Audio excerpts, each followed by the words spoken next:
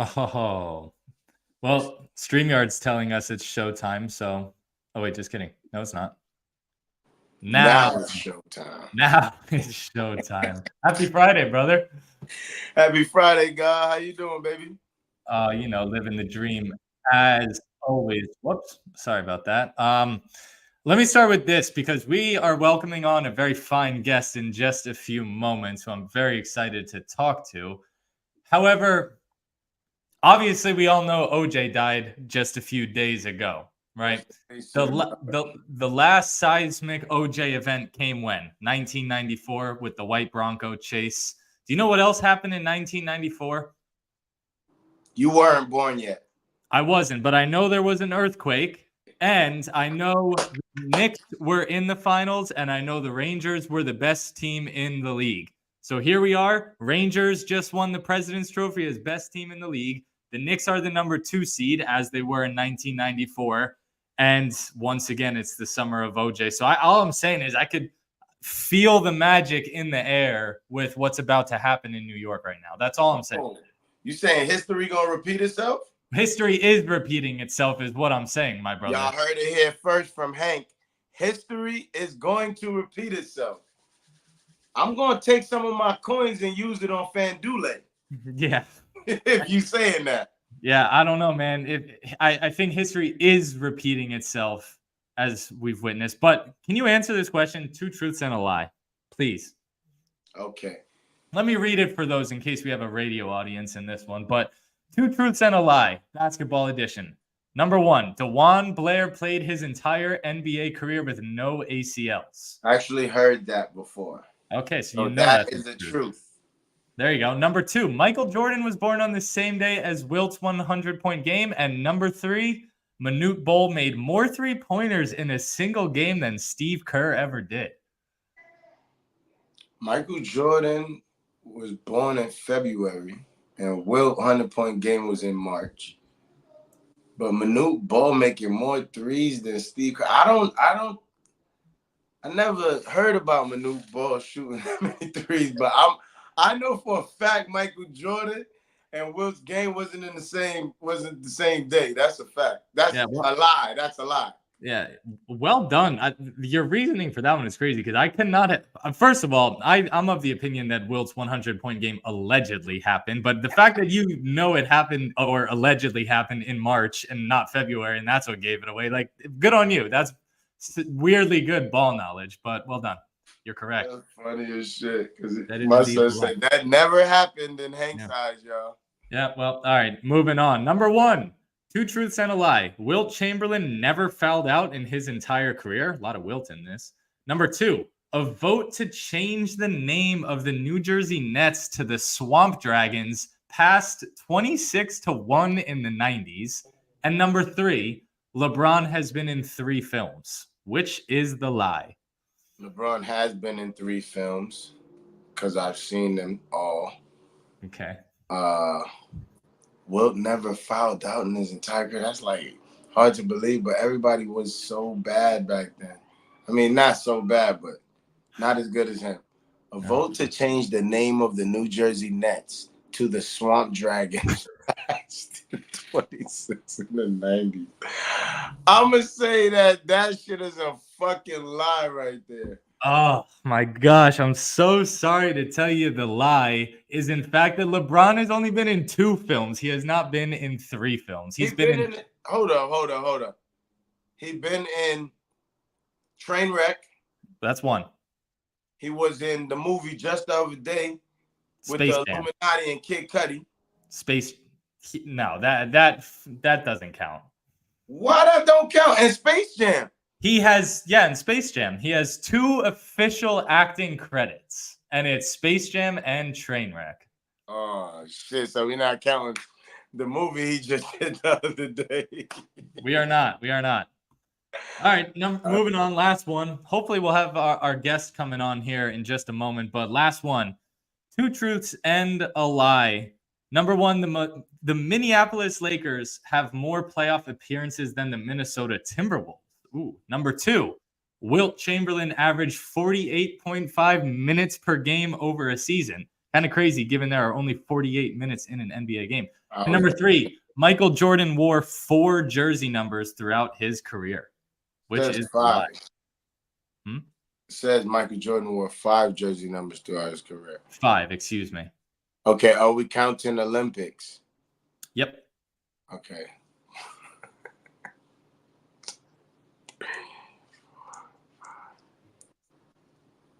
So Michael Jordan only wore 4 numbers, and I can tell you the numbers, but it ain't 5. So I think that is a lie. Wilt averaging 48.5 minutes. I would have said that was a lie too. It's only 48. What, they went to overtime every game at least one time? And the Minneapolis Lakers definitely have more playoff experience than the goddamn Timberwolves, who don't get to the playoffs. Mm-hmm. I'm going to say that Jordan number 3 is a lie. Well done, my brother. Take my bow. Yeah. That's impressive that you got that one, because the Wilt one is quite wild. If you didn't know much about ball, you would have just said, yeah, that has to be the lie. There's only 48 minutes in the game. How the fuck did this guy average 48.5? That's a fact. What's crazier? What's crazier? And we're going to welcome our boy on in just a moment, but what's crazier to you? The fact that Wilt averaged 48.5 minutes per game for a whole season, or that he never fouled out in his entire career? Like, which is crazier? Never fouling out is impressive as a big man. Yeah. I think averaging the minutes is just playing. You know, if you get yourself in shape, you can play a whole game. Yeah. You feel me? But not fouling out, that's like Mo Cheeks not turning the ball over. You know, those stats are crazy. To me, though, the fact that Wilt never fouled out in his career is more evidence that his 100-point game never fucking happened, because that's just straight fuckery. What do you mean he never fouled out? He did, bro. He did it. Bro, no way. The construction workers couldn't get him to, a couple pump fakes, get him up and off his feet. And he still had like 8 blocks. Oh my god. All right. Well, anyway, speaking of pump fakes, I'm gonna have this man jumping out the gym when I finally get to play him one-on-one. And Jay, I think the man doesn't know that he's got Serge Ibaka on the other end of this podcast stream, like waiting to lace up. But nevertheless, this man has done incredible things in his very young career, straight from the Bronx, New York, with over 35 NIL deals and counting as a JUCO athlete at 6'8". We had a nice little phone call with him yesterday. Good to finally put a name to the face and meet this guy. But here he is for the first time. Friends of Hank, friends of Jason, our guy, Davion Guity. What's good? How y'all doing? What's good? How you, baby? How you doing, my boy? I'm cooling right now. You know, I got everything going on for me right now. I got a banquet later, so I had to get ready for that. That's gonna be fun. Basketball banquet? Yeah, for the awards for the season this year. Okay. What you think you're getting? Nothing. I redshirted this year. I didn't play, so I won't be getting I'm just supporting the team. That is right. Your first year is gonna be next year. Yeah, for sure. All right, so let me ask, because the headline here is obviously that you have had incredible success in the business side of things, and also on the court, obviously, because I have seen your tape. I know you can play, and you're starting to get D1 looks. But man, 35 NIL deals as a JUCO athlete. How does this happen? Well, basically, I was just started out by reaching out to smaller brands, you know, as I started blowing up. But I actually didn't expect none of this to happen. It just sort of kind of did, you know. I was hearing from smaller brands, so I started working with them. They put my face on the shirt, so I was like, I could actually make money off of this. I had people in my circle who kept telling me I could make money off of this. So they was like, oh, you can work with them. I seen Raekwon work with them, you know, the king of NIL. He follows me. He's like family now. He's been helping me with all these deals. And basically, it's just now I'm in a point where I got to stay consistent in content, because the brands is not going to want to work with you if you're not putting in the work to, you know, put their name out there. You know, they work with you for a reason. And I've always been consistent in posting and keeping my name up. And because starting the year out last year, I didn't have barely any type of followers. I had I had like 7,000, 8,000. I'm at 40 now, and it's just going to continue to go up. But basically, I just started marketing myself before like putting myself out there in front of people. So I had to make sure I was good, my name was clean, and I was in a great position physically and on the business side of things before the brand started, you know, coming in how they are now.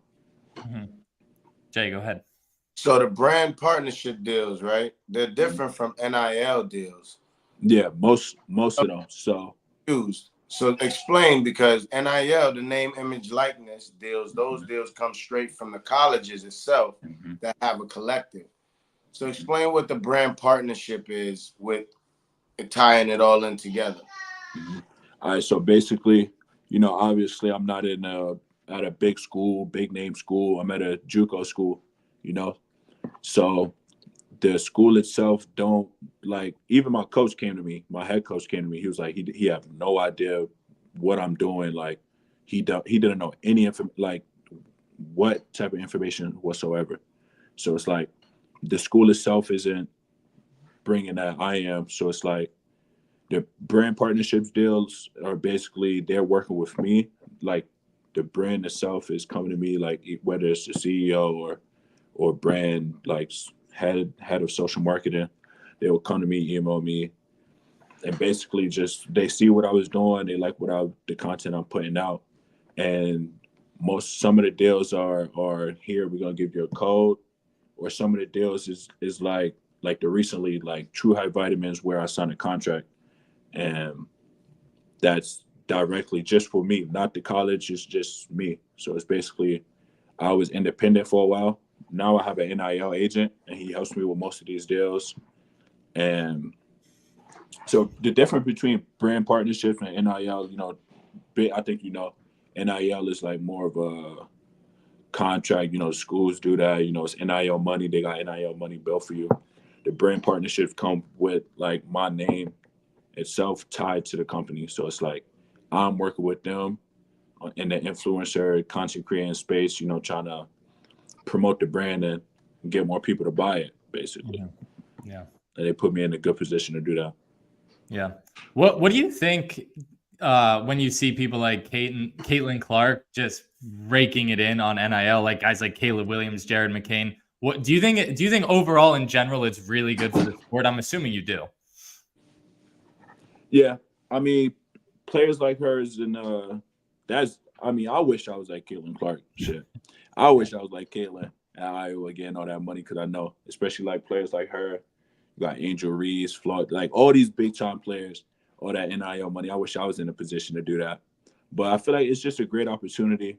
I feel like every college athlete should take advantage of it, especially at the D1 level. But whatever level you're at, I feel like you can profit off your name. You just got to find a way to do it, you know? But I feel like, shoot, I wish I was Caitlin Clark, but give me the advantages that Caitlin Clark got, and I promise shoot. Yeah. So you say that, but you don't think you could put yourself in the same position she did? I mean, you're a red shirt freshman, gonna be a freshman next year, and you stay in JUCO for 2 years, and then you write your story from there where you go. Yeah, I definitely see a vision for myself in that space, you know, and I was joking about it at first, but the vision I have for myself, like when I'm done with JUCO basketball, as of now, I'm the most endorsed JUCO athlete. So I see myself like when I'm done with JUCO basketball, I'm trying to be the most endorsed athlete from any level.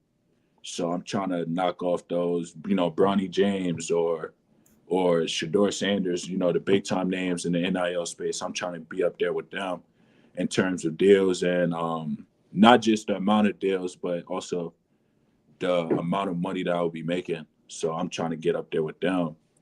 But I bet I know I'm gonna get there for sure. It just all takes time, and just I gotta set my goals and just attack it.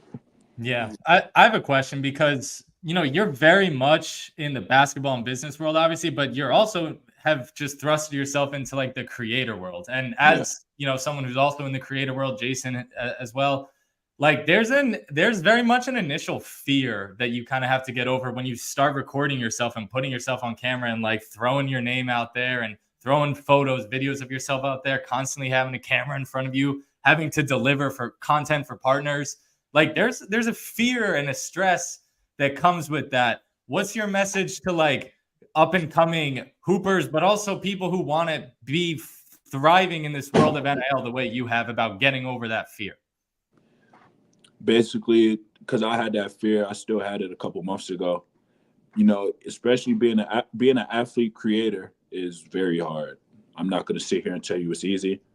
Because before the athlete, you have to be a student. So being a student athlete, then being a creator, is tough. I mean, like, you got these study halls and you got workouts, you got 2-a-days, 3-a-days. Then you got to find time to make content, create the content, edit the content, and put out the content. It's a lot. And I just want to say I got over it because I just felt I know this is going to put me in a better position. So I feel like if you want to do it, you just stick to it. Stick to it always and just keep going.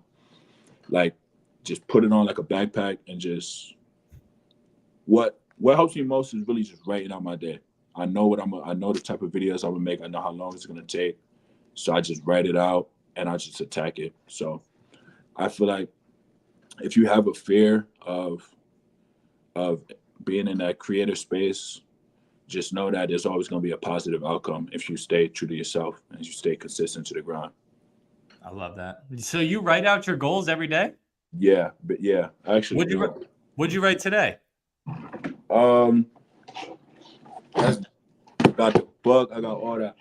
But basically today was just, I was editing a couple of videos. I had 3 conferences because I'm supposed to be flying out to Dallas on the 3rd to the 5th. So I'm gonna be out in Dallas, Texas. I got this podcast, and then I got a banquet later. So today wasn't really as packed as other days, but there's no video. I don't think I'm putting out any videos today. Mm-hmm. But I just had meetings, the podcast, and then the banquet, and I was gonna attack those.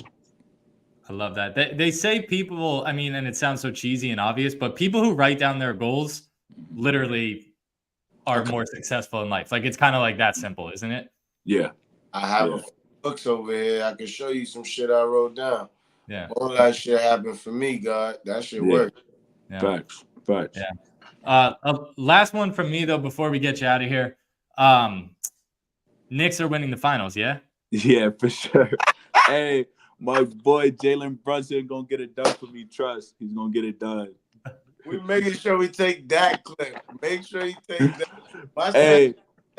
The New York Knicks are taking the championship. New York Knicks are winning it all. Trust. I love it. Jalen Brunson gonna get it done for me. I agree. I'm with you.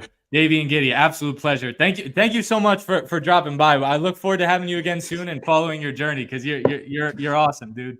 Hey, I appreciate y'all for real. We gonna stay in touch. Yeah. We'll talk soon. In the future, man, for sure. And when I need that beanie. I got you. This is light. You're gonna need it, and you're gonna need more than this beanie for them motherfuckers to win the championship. Yeah, for sure. I need the jerseys and all that. I gotta take that Melo jersey out my closet. I gotta get a Jalen Brunson one. Okay. Put the trust in JB. He is true though. I ain't gonna front. Be a friend. My man, peace and blessings. Thank you so much. Love. What a guy. Yeah, it was. What a guy. It was pretty dry though, but it was was dry. It's just we're live, my brother. He was not dry. He was very entertaining, I thought. But he said the Knicks are gonna win the finals, right? I too think the Knicks have a very good shot at going to the finals. However, there is a friend of mine who hails from not Worcester, not Brookline, not Brighton, but Lexington, Massachusetts. And he is on record saying that if Boston don't get to the finals, it is an all-time disappointment. And I'm very curious for him to explain himself. And for the very first time on this fine program, Friends of Hank, Friends of Jason, Friends of Friends, hailing from Lexington, Massachusetts, Mr. Matt Lieberman. Yo, if you think the Knicks are taking this home, hell no. Now or later? That ain't happening. Well, okay, so fine. We're not going to sit here and argue why the Knicks aren't going to win the title. But you said if Boston don't get there, it's an all-time disappointment. Would you blow it up, or is just go straight to the coaching? Straight to the coaching. Okay. Straight to the look. They have the best roster in the NBA. Like I don't think it's particularly close. The starting lineup is the best in the NBA by a mile. It's all about the coaching. It's entirely about the coaching. They should have won it 2 years ago. They should have won it last year if it weren't for the coaching. They're the best. I agree with. They've been look, in the last 5 years, nobody has more playoff wins than the Celtics, and they have 0 titles. You know what happens in the playoffs? The coaching matters more. I would agree with that. Man came ready with this. Yeah, gotta be strategic. Yeah, you know, I don't just sit here and say nonsense like Hank over here when he once said Jimmy Butler wasn't a top 30 player in the NBA. Like, get that nonsense out of here. I never said that. I said I would take Brad Beal over him, and that I was equally wrong and silly enough to say. You also said you'd take CJ McCollum over him. Like, yeah, I was equally wrong in saying that. But hey, this isn't about me. This is about you. This is your debut on the program. Yeah. So you don't need to just sit here with this disrespect coming my way. You think Celtics get there and Denver repeats? Because that's the exact same thing I said 3 months ago when we asked finals predictions. It was me, you, Jaime, I believe, Jason. And I said Denver over Boston. It feels like it, no?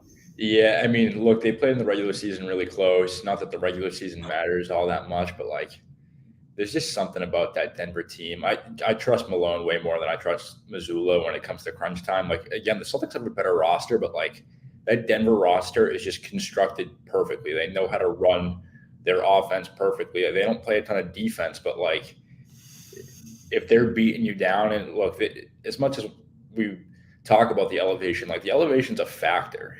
Like, if you're on dead legs and you go into Denver, it's not going to go well, and they're used to that. Yeah, it's so true. It's a scary thought, isn't it? Having to, like, have dead legs going up there. Yeah, imagine having a dead legs and then, like, not only having dead legs, but you go up to Denver and then you can't breathe suddenly. Like, that's tough. Yeah. I've been at that elevation before. It's not easy, and that's just like walking around. Like, imagine having to play for some of these guys when it comes time for the finals, 44 minutes a game. Yeah, I can't even think about that. Yeah. But so hear me out. Celtics don't make the finals. Let's say they get bounced in the conference finals by whoever. How quickly do you call Dan Hurley and just everything you fucking got, blank check, whatever, and just do what you can to try and sell him on? I'm not going at Dan Hurley. I'm not. I think he's the best college coach in the country, but I think that's what he is as a college coach. Like, I don't think the way he's screaming on the court and his antics, I mean, his antics work in college. I don't think they work in the pros. Mm-hmm. And, like, you have to be a certain level of sane to work in the pros. And, like, he isn't that. And it's great for college, and his guys will fight for him. But, like, I don't think you're going to get Jason Tatum to fight the same way that, like, Alex Caravan's going to go fight for him. Like, I just don't think that'll happen. And so, like, I'm not looking at him. I'm looking at a guy that has been around coaching in the NBA for a while, whether it be an assistant job or, I mean, look, at the end of the day, it's Boston. Like, I'm sure that they can pluck somebody from another team if they really wanted to. You see it all the time in college. And obviously it's different when you're in the NBA, but, like, why not? How long has Missoula been in head coaching spot? Too long. How long is too long? I think this is his third year. I want to say third year. And so you get rid of him after 3? You don't give him another shot? Without a doubt. Look, the playoff disaster last year, like, that was his fault. He had no idea what he was doing. Spoelstra was coaching circles around him. Mm-hmm. And look, Spoelstra coaches circles around most, but in the NBA, like, one of the most underrated coaches I think the game's ever seen. But like, Missoula looked like he didn't know how to coach high school at points. Like, it was bad. Like, Spoelstra was running that game, and Missoula had no idea what to do. Like, you can't get to the end of the game in a game that you're down in the playoffs and still have 3 timeouts at the end of the game. Like, that's inexcusable. Mm-hmm. I'm a big fan. One of my biggest pet peeves on the planet in basketball is when coaches save timeouts because you're like, oh, we need these for the last 2 minutes. We need these for the last 30 seconds. Like, bro, if you're down by 8 or 9 with 8 minutes left, like, call the damn timeout because, like, Coach, I'm not a big Coach K fan, but like Coach K had one like really, really good quote, and he said, "Everybody thinks you win the game in the last 30 seconds. Like the best coaches recognize you win the game with 7 or 8 minutes left." Mm-hmm. Yeah, it's true. I mean, you can't sell the timeouts on eBay, but it's a good point what you brought up about Hurley before, because you're right. Like, if he brought that, I love Dan Hurley, but if he brought that attitude to like Charlotte Hornets, he's getting lean. That ain't happening. Like, I mean, some of these other teams, like, can you imagine like like him on the Sixers and like dealing with like Kelly Oubre? Like, that ain't gonna fly. So I agree though that it is a coaching thing, but like you don't if they get to the finals and lose Boston, and you don't think there's a question to be answered about the duo of Tatum and Brown? I think it depends. Like, so here's my thing: is that like, are they the best complements for each other with their styles of play? No, but they're 2 of the most talented guys in the NBA, and like there's zero doubt about that. And so it's like you have to find a coach that is going to run an offense in a way that they will complement each other. There you go. I like that right there. Like that's what you have to find. Like, that's what Denver does so well, and that's what Miami does so well, is that the coaches figure out, like, it's not about the talent. It's about creating the best roster around the talent. Like, that's what makes Dan Hurley so good at the college level, is like he didn't have the best. I mean, he had one of the best rosters in college, but like he did not have the best roster in college basketball this season, and they were the best team by a mile. And last year, they didn't have the best roster, and they cleaned house in the tournament. Like, that's what the best coaches do. Yeah. Wow. Yeah, you came on exposing me, but I gotta hand it to you. Hank, some of us know ball and some of us don't. Damn, Hank.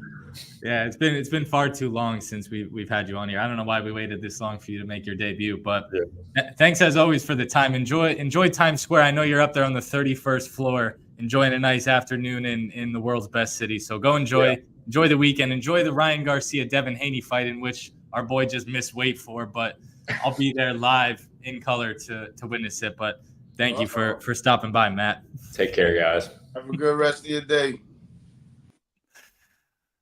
What a guy. What a guy. He kind of exposed me in the beginning.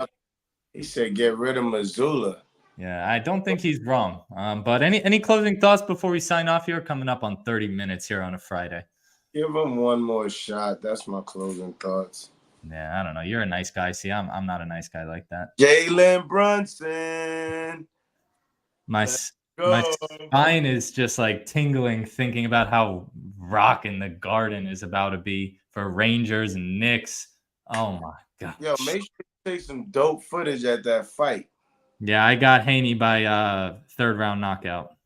Third round? I gotta bet that on FanDuel. All right, we'll see you.